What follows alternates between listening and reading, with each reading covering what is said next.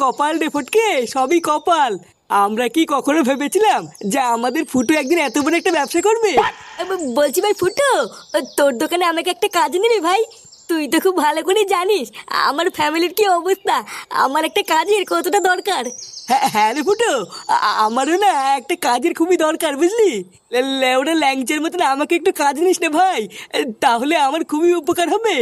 এ ভোদার বালগুলো, তোরা সব ফুটোর সাথে কাজে ঢুকে যাবি আর আমি একা একা বসে বসে মাছ ছিড়বো? ফুটো, পল্টু আর ল্যাংচার মতন আমিও কিন্তু তোর সাথে কাজ করবো। আরে লেউড়ে হ্যাঁ রে মোড়া হ্যাঁ, চোদনাগুলো তোরাও তো চাপ নিতিস কেন? আমরা সবাই একসাথেই কাজ করবো। নে নে, বেশি মারি সময় নষ্ট না করে তাতেই চল। লেওরা ওইদিকে তো আজকে আবার দোকান উদ্বোধন করতে হবে।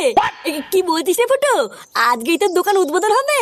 হ্যাঁ রে লেওরা, তা নাই তোর কি বলছি, তাড়াতাড়ি চল। দোকান উদ্বোধনের পরে তোদের জন্য মালও এনেছি, আর সাথে প্রচুর বাজিও এনেছি। মাল খাবার বাজি ফাটাবো। আরে চোদন ফুটু, এ তো শুনে মনে হচ্ছে বিশাল আয়োজন। হ্যাঁ রে মানে হ্যাঁ, চল চল চল।